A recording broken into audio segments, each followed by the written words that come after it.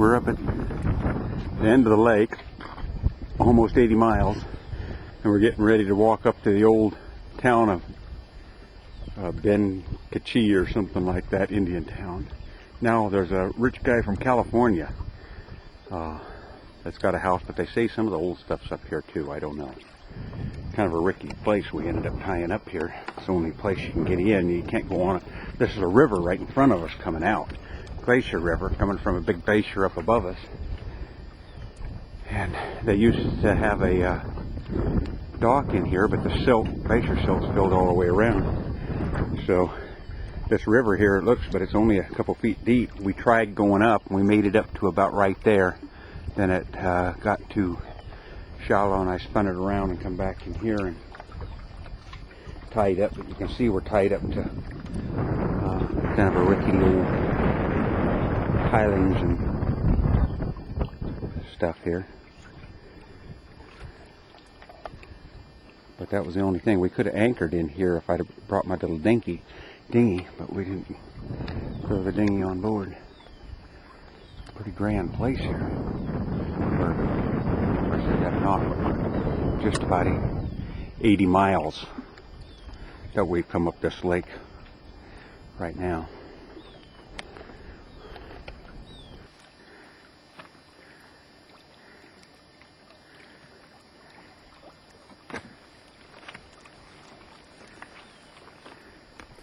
Kind of tricky getting that thing in there because there's river current out there and trying to get it pushing. Yeah. It's fairly good push. Yeah, pretty good current. Trying to get it snugged in there and held without the sharp logs and rocks sticking out doing any damage.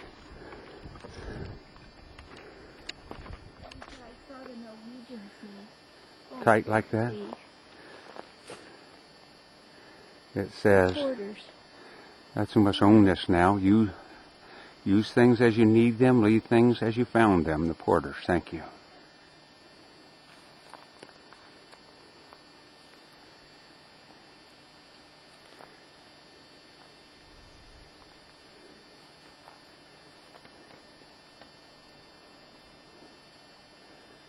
Definitely a berry place.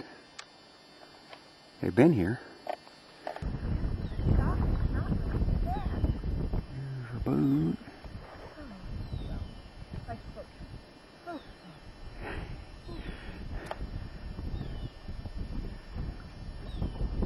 Well, that'd be bad if that one rock. We're wading and it's cold. This is glacier water. Okay, follow me. Just don't stay in my tracks.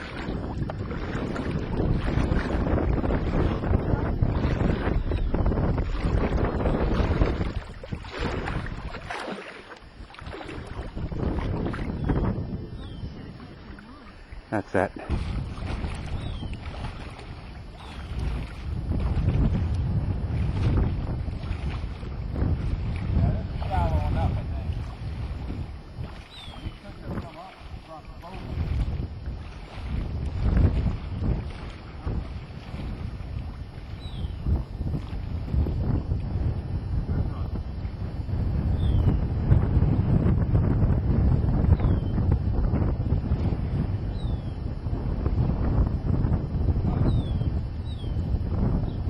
Oh my.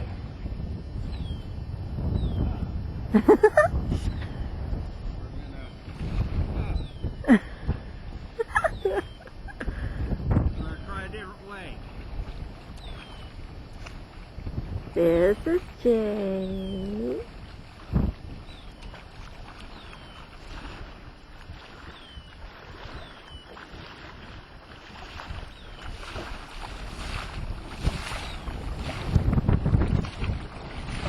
We might have to go all the way. Across here.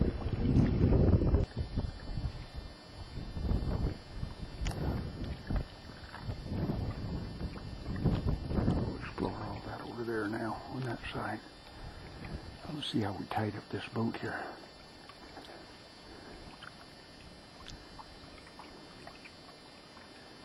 We're able to get the those things right in between them and sticks and stuff, and it worked out pretty good. Pretty good current in this creek, or river.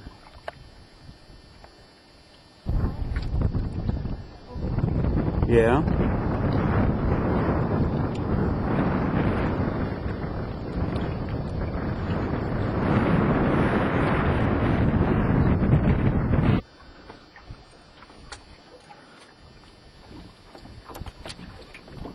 This is our little harbor for the night. Chloe's down there cleaning the ice chest out. Got a fire built here for the boat. So now I just need a cup of coffee. And the wind's howling, so I'd hope that doesn't... Up here, there's no wind at all down where we have the boat. Go up there about 80 miles, 75. That's where we come from, down that channel. Over across this ridge of mountains right there is Atlin and Atlin Lake. Up here is where we were earlier today, where this is kind of a divide between where we're at and up here. At Ben Cree that we were looking at earlier today, we came down through those islands. And that Ben Cree place is up there, that's a glacier there up above it. And it's up around that corner. We're on photo, or on the Skagway paper, that up there where Ben My Chi is, where we were yesterday, that was where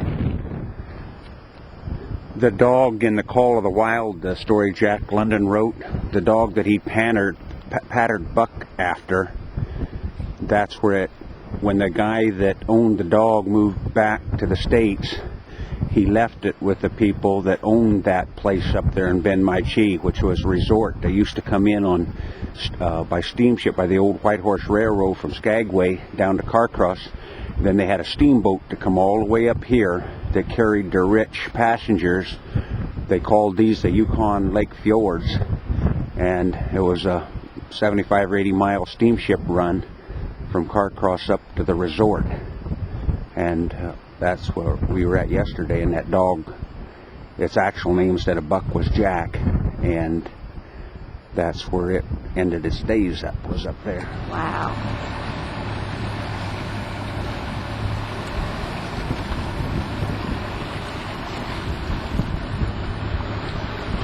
About 18 hours.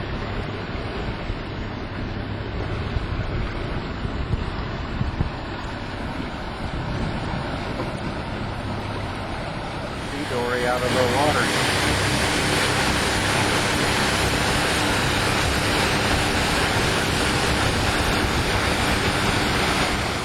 There's a bull moose, small one, swimming the lake. We're coming along, we thought it was driftwood. And there's a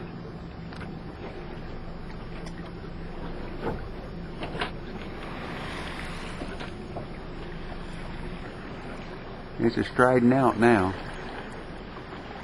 Goes pretty fast. Caribou swimming the river or lake.